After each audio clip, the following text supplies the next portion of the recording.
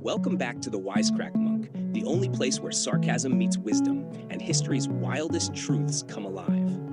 Today, we're diving into a story you won't forget, a story of brilliant minds, shocking discoveries, and the deadly clash between science and religion. From a woman who was murdered for teaching the stars, to doctors burned at the stake for questioning faith, from groundbreaking ideas banned for centuries, to teachers fined for opening young minds, we're uncovering the moments when knowledge itself became a crime. Stick around, because by the end of this video, you'll see just how far fear and superstition have gone to stop progress, and why the courage of these thinkers changed the world forever. So grab your coffee, buckle up, and let's get into the dark, daring, and sometimes deadly history of science versus dogma. Number 1, Hypatia of Alexandria, 415 CE Egypt. Imagine a city of wisdom, towering libraries, scholars mapping the stars. Now, imagine one of its brightest minds murdered, not for a crime, but for her knowledge. This is the story of Hypatia of Alexandria. More than 1,600 years ago, in the great city of Alexandria, there lived a remarkable woman named Hypatia. She wasn't just any teacher.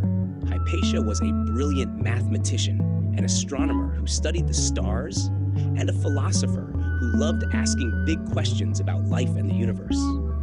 In those days, Alexandria was one of the brightest centers of learning in the world. Hypatia ran her own school where she taught math, astronomy, and philosophy. Her students came from different faiths, both pagans who believed in many gods and found the world full of sacred life, and Christians who believed in one God. Hypatia's ideas were admired by many. She often used a special tool called an astrolabe, a clever ancient instrument that helped people track the stars, tell time, and even guide ships. But back then, some people who didn't understand science thought the astrolabe was some kind of magic spell. At that time, Alexandria was also a city full of tension. The Christian bishop Cyril and the Roman governor Orestes were fighting for power. Hypatia was respected by both pagans and Christians, but because she was a close advisor to Governor Orestes, many of Cyril's supporters began to distrust her. Rumors spread. Some of the bishop's followers whispered that Hypatia was bewitching Orestes and keeping peace away from the city. They claimed that her instruments and studies were sorcery instead of science. In the year 415 CE, tragedy struck. A violent group of religious extremists, called the Parabolani, attacked Hypatia as she was traveling through the streets. They dragged her from her carriage into a church, and in a horrifying act of hatred, they killed her. Her body was destroyed, and Alexandria lost one of its brightest minds. Hypatia wasn't killed because her science challenged religion. She was killed because she became caught in a bitter political and religious feud. Her love of knowledge and her use of scientific tools were twisted by her enemies into accusations of black magic. Today, Hypatia is remembered as a symbol of reason, learning, and courage. A woman who stood for knowledge even in a time of fear and conflict. Number 2, ban on human dissection. A long time ago, in the ancient world, doctors wanted to understand the human body. In Alexandria, Egypt, more than 2,000 years ago, physicians like Herophilus and Erasistratos studied real human bodies to learn how our organs and bones worked. But after the Roman Empire grew and Christianity became powerful in Europe, things changed. By the 4th century, cutting open a human body was seen as dangerous and disrespectful. Most people believed it was wrong to disturb the dead, and laws and church rules discouraged it. For hundreds of years, medical students had to learn from books, not from real bodies. They read the writings of Galen, an ancient doctor who studied animals, not humans. Because of this, many mistakes about human anatomy stayed uncorrected. It wasn't until the 13th century that universities in Italy started doing limited dissections, usually on criminals who had been executed. Even then, it was rare and done carefully under strict rules. By the late 1400s and 1500s, things really began to change. Popes and universities gave permission for dissections for learning purposes. Doctors like Andreas Vesalius started studying real human bodies, showing the world what anatomy truly looked like. This was the beginning of modern medicine. So, while there was no single universal ban by the church, religious and cultural taboos slowed medical progress for over 1,000 years. Thanks to brave teachers and students, human dissections eventually became normal, helping doctors understand the body like never before. Number 3. Michael Servetus and pulmonary circulation. In the 1500s, a brilliant man named Michael Servetus lived in Europe. He was both a doctor and a thinker, curious about the human body and the mysteries of life. Servetus made an incredible discovery. He was the first European to describe pulmonary circulation, the way blood travels from the heart to the lungs and back to the heart. He explained that blood doesn't just stay in the heart or pass randomly. Instead, it moves through the lungs to get fresh air before returning to the heart.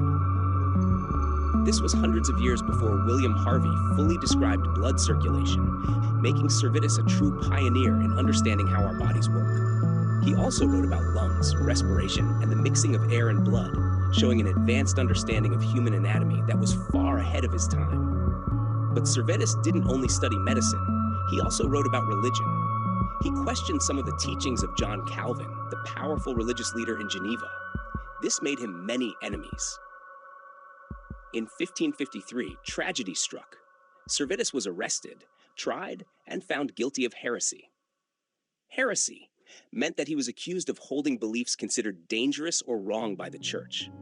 His punishment was burning at the stake, a common method at the time for executing people found guilty of religious crimes. This meant he was tied to a wooden pile and set on fire, dying in front of a crowd. Because of his execution, much of his medical work was lost, and the world didn't fully recognize his discovery for many years. Servetus' story is a sad reminder of how fear, religious control, and intolerance can destroy knowledge, and how courage and curiosity sometimes came at a terrible cost. Number 4. Giordano Bruno and Infinite Universe. In the late 1500s in Italy, there was a bold thinker named Giordano Bruno. He was a philosopher, mathematician, and astronomer who loved to ask big questions about the universe. Bruno had an extraordinary idea. The universe was infinite. He believed there were countless stars like the sun, each possibly with its own planets, and that life could exist elsewhere. This was a revolutionary idea at a time when most people believed the Earth was the center of the universe and that the heavens were limited and perfect. Bruno also challenged other accepted beliefs about religion, the cosmos, and the nature of God. His ideas were considered dangerous and heretical by the Catholic Church. In 1600, the church put Bruno on trial in Rome for heresy.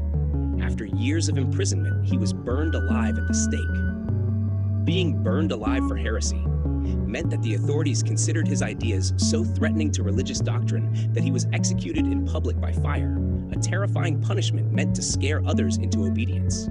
Even though Bruno was killed, his ideas about an infinite universe and countless worlds influenced later scientists and thinkers. Today, Giordano Bruno is remembered as a symbol of curiosity, courage, and the struggle for free thought, showing how dangerous it was to challenge accepted beliefs in his time. Number 5. Kepler's mother. Accused of witchcraft. In the early 1600s, in Germany, a brilliant man named Johannes Kepler was changing the way people understood the universe. Kepler discovered that planets do not move in perfect circles, as people once thought, but in elliptical orbits around the sun. He also studied how planets speed up and slow down in their paths, and created laws of planetary motion that laid the foundation for modern astronomy. But while Kepler was making these amazing discoveries, trouble came closer to home. In 1615, his mother, Katharina Kepler, was accused of being a witch. The accusations were mostly based on fear and superstition. Some villagers claimed she caused illness or bad luck. She had a strong personality and sometimes argued with neighbors, which made her a target. Being an older, independent woman at a time of widespread witch hunts made the accusations more believable to fearful townspeople. Johannes Kepler refused to stand by. Even though he was busy with his astronomical work, he personally defended his mother in court. He studied the charges, gathered evidence, and argued against the false claims. After a long and tense trial, Katharina survived and was released. This story shows that even the family of one of the world's greatest scientists could be threatened by superstition, and that Kepler's courage and intelligence extended beyond the stars. He also fought for the people he loved. Number 6. Galileo Galilei and heliocentrism. In the early 1600s in Italy, a brilliant scientist named Galileo Galilei was changing the way people understood the universe. Using his telescope, Galileo observed the moons of Jupiter, the phases of Venus, sunspots, and the rough surface of the moon. These discoveries gave strong support to the Copernican idea that the sun, not the Earth, was at the center of the solar system, a concept called heliocentrism. But at that time, the Catholic Church believed the Earth was the center of the universe. In 1633, Galileo was tried by the Roman Inquisition for supporting heliocentrism. He was accused of heresy, meaning his ideas were considered dangerous to church teachings. Galileo was forced to recant his support for the sun-centered system and was sentenced to house arrest for the rest of his life.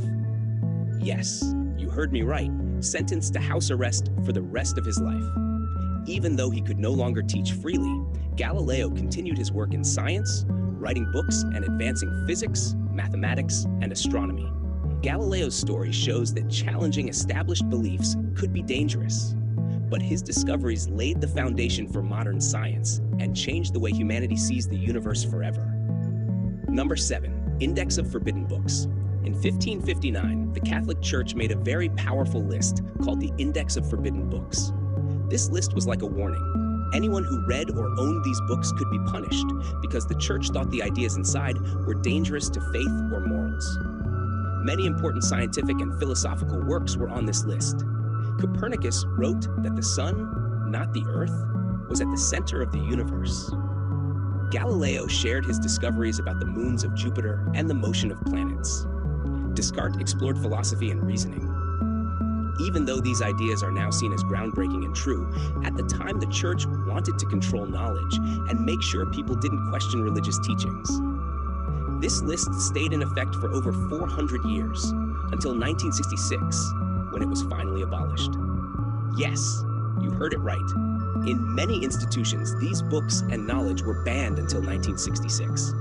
And it was a crime to own a book that said the sun is the center of our universe. How do you feel about it? It serves as a reminder of how fear of new ideas and knowledge can slow progress, and how brave scientists and thinkers had to work under constant pressure and risk. Number 8, Catholic resistance to vaccination. In the early 1800s, smallpox was a deadly disease that killed thousands of people across Europe and Latin America.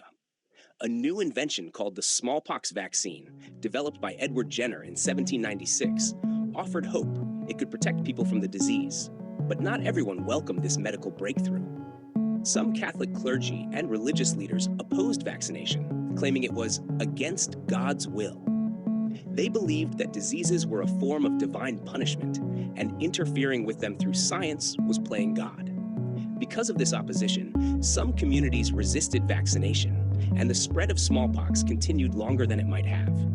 Over time, as vaccines proved safe and effective, public health officials and many religious leaders began to support vaccination, saving countless lives. This episode shows how fear, religious beliefs, and misunderstanding of science can slow medical progress, even when solutions exist to prevent suffering and death. Number 9, Darwin's On the Origin of Species banned. In 1859, Charles Darwin, a naturalist from England, published a groundbreaking book called On the Origin of Species. In it, Darwin proposed a bold idea.